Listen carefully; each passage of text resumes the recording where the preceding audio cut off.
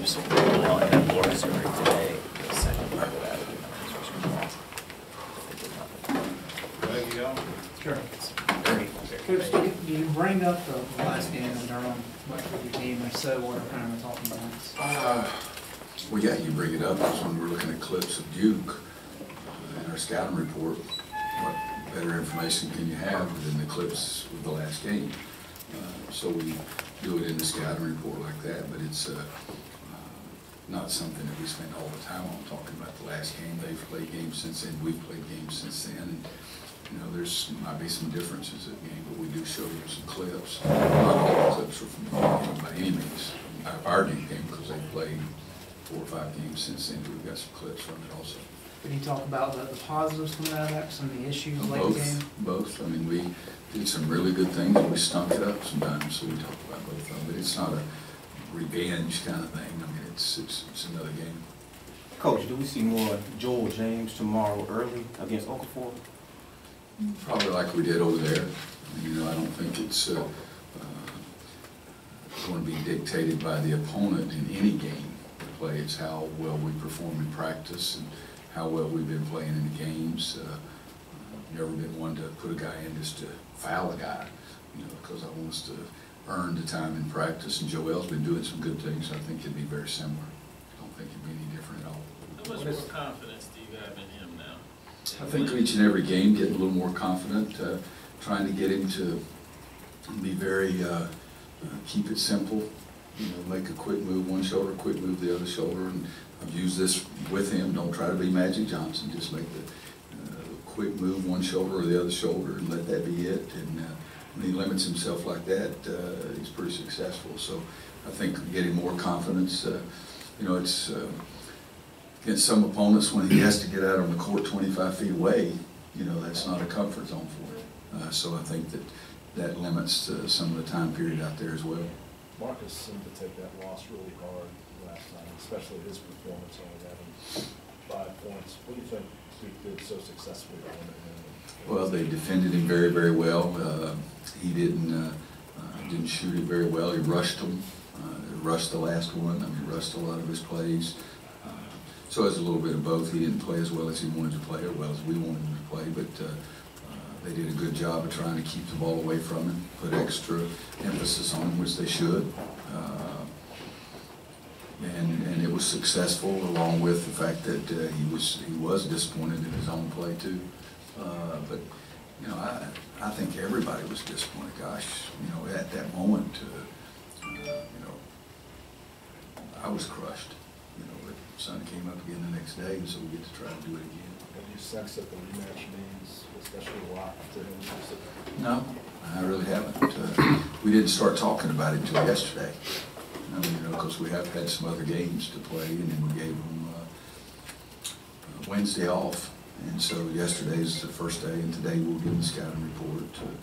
Again, it gets more significance because of the rivalry and all of that, but it is just one game. Joe has because of that emotion and because of the fact that it is a rivalry game, it is the last game of the regular season. Is there any kind of momentum that can be gained going into the postseason by winning this last game, or is it a totally different entity once you get to Greensboro? You know, Coach Smith always used to say you gain your momentum once you get into a tournament, and I believe that. If you look back at the records, I think that would bear that out more than anything else to be true. It's always good to win.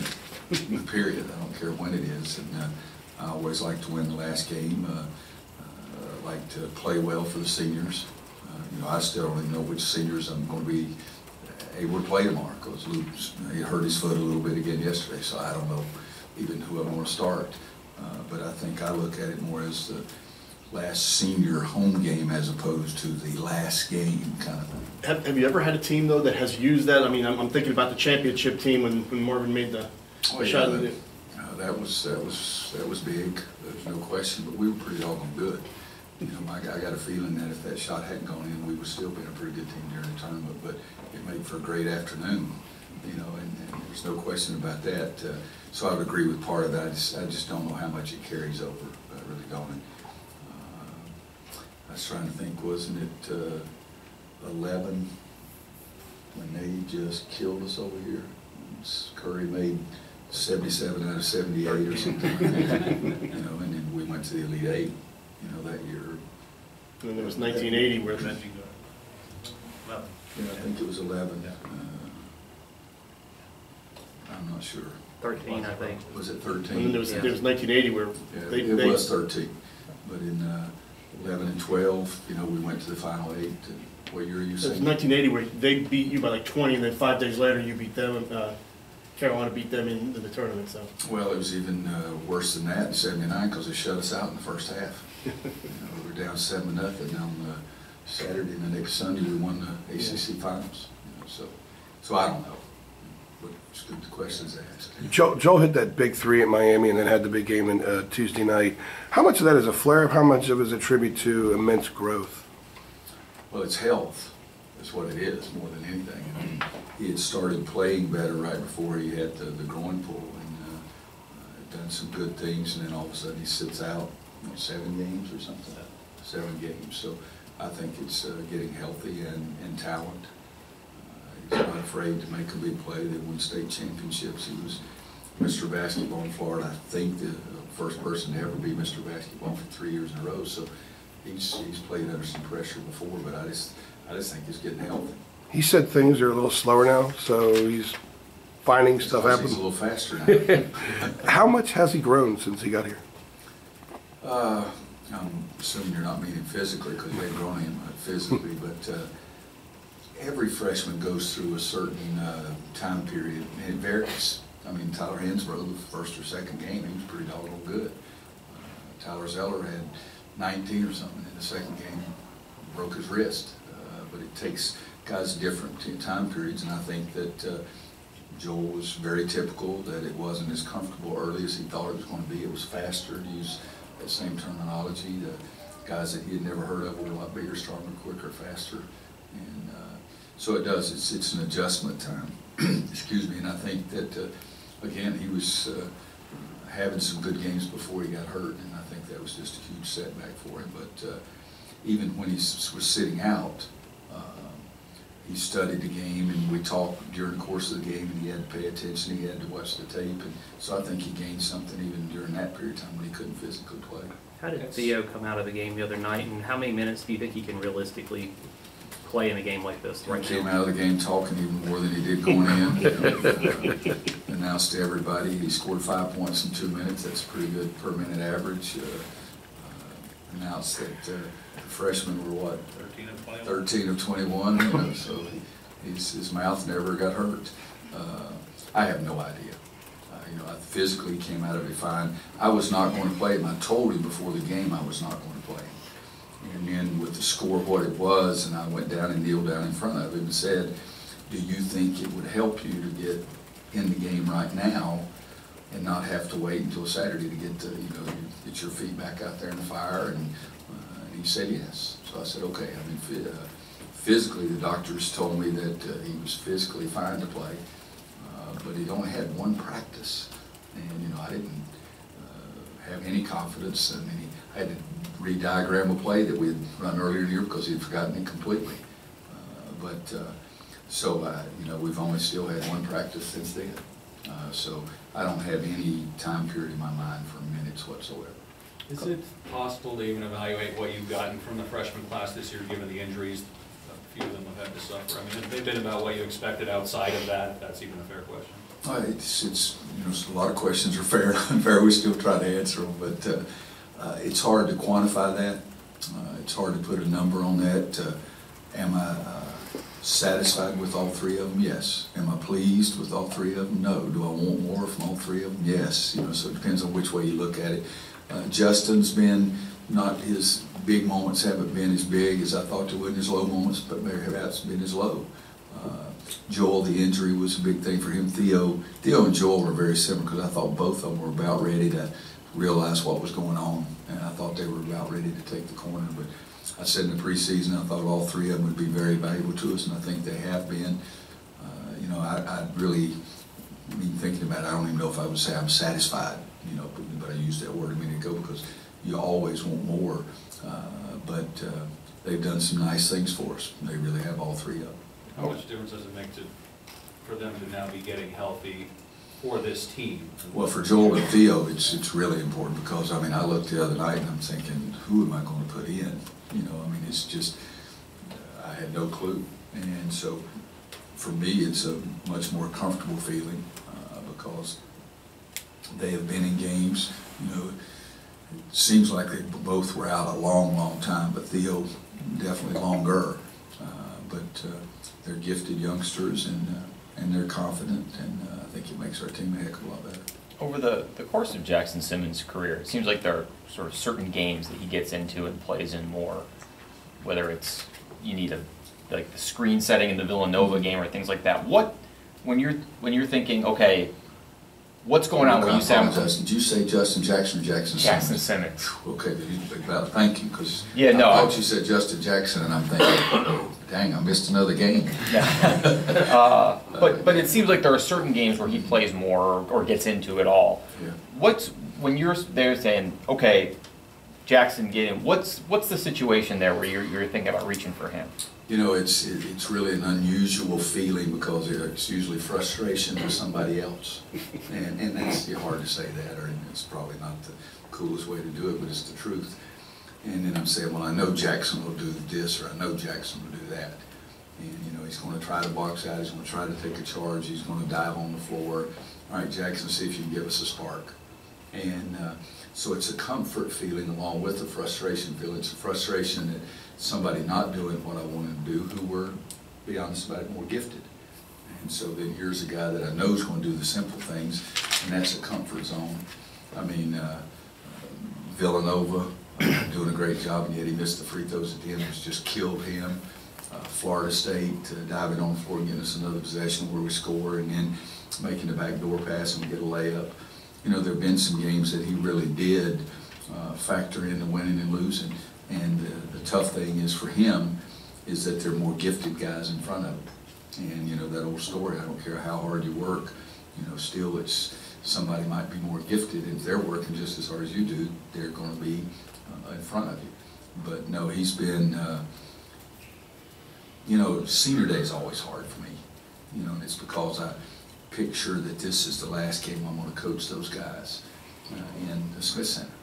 And Jackson has really been a wonderful, wonderful addition to our club, and a guy that I really enjoy. And he's a guy that you can pick on and have fun with, and regardless know that when you put him out there, he may not be successful, but it's not from lack of effort and lack of concentration. I mean, he's going to try to give you everything he has, and so I'm going to miss that. I'm going to miss that comfort zone. Some of the guys that come off the bench, whether it's matchups or just so many injuries, it seems like it's been changing roles a lot. How do you think a lot of these guys have handled it? Especially, I mean, like Joel has a big game against Duke, where maybe another game is not needed as much. Yeah, well, some of it, again, is matchups. I mean, it's Joel, look at the minutes played. I would think Joel didn't play much against Notre Dame. I mean, they got one big guy and everybody else is shooting threes. Well, I'm not the smartest guy in the world, but I'm not going to get him to run around and chase a 6'5" guy around screens. So matchups is part of it, but they've really done a nice job. I mean, it's been hard. I mean, guys, we basically went, I'm going to say 3 weeks without really practicing. I mean, the way you're supposed to practice, the way you're supposed to prepare, because we just didn't have enough bodies. Or we would put a team out there as a scout team, and you know, we brought up a JV player, we got 2 guys out of retirement, we got another guy that's going to become a fireman. I mean, you know, it's not exactly what you would expect to be good preparation. And so that part, but it was fun the other night to have those guys. It really was. And, you know, I'm sitting there and it's been so confusing that I said, somebody said, what about Luke? And I said, did Luke practice yesterday? I mean, I'm sitting here trying to remember, okay, I know we had Marcus, I know we had Denzel Robinson, I know we had Wade Moody, but, oh, that's right, Luke's on our team. He's not a guy that's just helping us out. I mean, but I think the kids have really handled that very well. What does it say about this Duke-Carolina rivalry that home court advantage really isn't necessarily a great indicator of ultimate success or outcome? Well, I would think that both teams have a winning record on their court, but both teams have lost on their court, and both teams have won games on the other court, like you're saying. It's two, in the past, 2 big-time teams playing on game day. And, you know, I've said this before, I've never lost to a building. It's usually to those players, and I think that we have confidence that we can play in a lot of settings, and I think they do the same thing.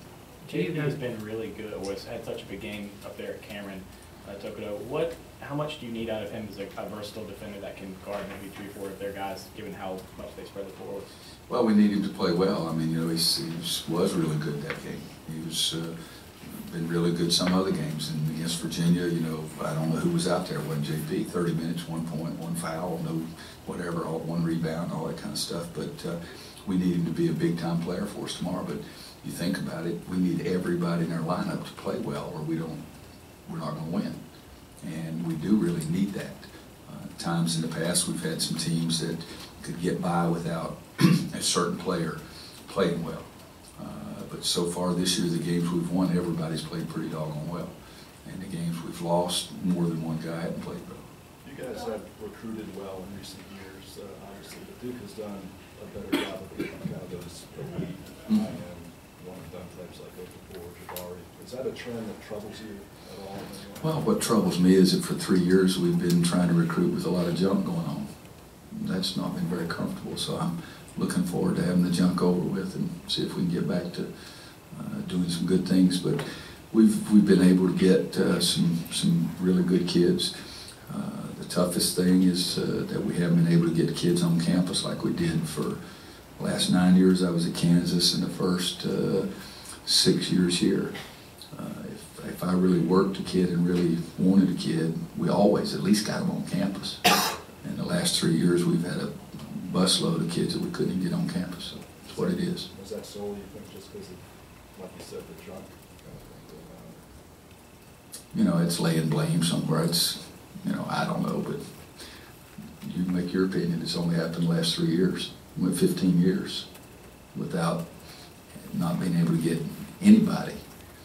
I mean, we never failed to get a kid on campus that we really wanted to for 15 years. Now, we didn't get all of them. I mean, it's easy to see that, but you can make that assessment. Some people speculate that you might not be as interested in the one-and-done type. No, it's not true. I'd take him in a heartbeat.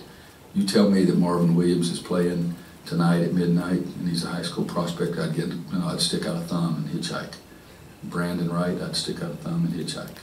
So no, that's not true. Duke's been. Go ahead. Going back to the last Duke game, you kind of got off to a slow start. Is there anything you're doing specifically to kind of avoid that this time? Yes. We don't know if it's going to work or not, but it did hurt us in the second half. We just sort of meandered around the first couple minutes of the second half as well, but then played really well. So, I've never been one to say the first 4 minutes of this or the first 4 minutes of that. It's a 40-minute game, and I think over the course of time you really need to try to play well most of that time. But I always have. I haven't said as much with these kids because they don't understand it all. But I always say, let's go out there ready to play. Don't go out there tiptoeing through the tulips. And they look at me like I'm a lunatic, or like what is he talking about now? But it's a little bit of that. We got to play right from the get-go. Coach, Duke has been dealing with a series of questions about off-court stuff, a player that's not even on the roster. It's been kind of dominating the headlines a little bit. Do you think the Rasheed Suleiman question of why he's off the team threatens to overshadow the rivalry that nationally everybody loves to talk about? No, I don't think it will, and I'm not minimizing anything like that, but I think the rivalry has stood the test of time with different coaches, different players. I don't think it'll lessen the thought process about the game. I don't know enough about what is going on. You guys probably don't believe this, but I don't read a lot of things during this time of year. I've said many times that I have the most amount of respect and trust for Mike Krzyzewski as a basketball coach you can possibly have. And it's easy for me to say I have the same amount of trust and respect for Mike Krzyzewski as a person. And it can't get any higher. And, but other than that, I don't know. You told me just as much as anybody else has told me because I haven't read one word or one article about it. Understanding that you don't read one word or one article, have you heard about the Syracuse sanctions today? I was walking upstairs trying to boo Reese Davis and Jay Billis while they were doing game day. They ignored me and was told what had happened. I guess it was just released while I was exercising. So that's all I know right there too. What's your reaction to the coach being suspended for 9 games, 108 games vacated? That's pretty severe, and are you concerned about what's around the corner for us? I don't really have any, I don't have enough information. I don't know if it's because of one thing or another thing. I really don't. I hate for Jimmy Boeheim, who's a good friend. I don't think it has anything to do with our case, because I think every case is completely different from the other. Each case is unique in its own series of events. You know, if I were to say anything else right now, I'd be saying something about things that I know nothing about, which you guys could probably say I talk about coaching all the time too. But at least I'm supposed to know something about it. But I really haven't. Is that all you told me upstairs? I mean, right there was my source, and that's all he told me. The first Duke game, was that the best the bigs have collectively played this season? Oh. You know, Joel gave us a big lift in the first half with some field goals. Kennedy struggled early and played better late. Bryce was in foul trouble and got a couple of bad calls and got psyched out, but yet still made some baskets. So I would think our numbers were probably pretty good. But I haven't looked at the only thing I've looked at the stat sheet. I went back and saw that they made 10 threes and we made 2, I think it was. I do remember that I thought we did some nice things inside. And if I remember right, we scored more points in the paint than they did, which they shoot a lot more threes than we did. So I'd just say probably I could easily agree with you with that knowing all the facts. Everybody's mind works a little differently. What's your first? You're telling me that. What's your first memory of against Duke in this building? Is it like a Marvin? Is it Austin? Is it something completely different? It's not Austin. Let's get that straight. Okay, it's not Austin. And we're not talking about Clyde to Glide. First game, I mean, I really do. I have the memories of that. Steve Hill getting all those backdoor layups. Warren Martin, I think it was, scored the first point. And then we leave the game and go out to the parking lot and get on the bus and fly to Milwaukee and play again the next day on Sunday. So that's the first thing I remember. Coach, by being limited in practice like you've been, you know, even though the double bye will give you an extra day rest, isn't there something to be said about real games, giving guys some rhythm, especially guys like Theo who've been out? I think there is something to say about that. There's go back one of the first years as assistant coach, there were buys in the NCAA tournament. Some coaches didn't want to have a bye. They wanted to get in there immediately. Other coaches did. You know, we had to buy 2 straight years and lost. You know, so the next year I didn't want to buy. But at the same time, you guys have heard me say that in putting, the more you make, the more you make.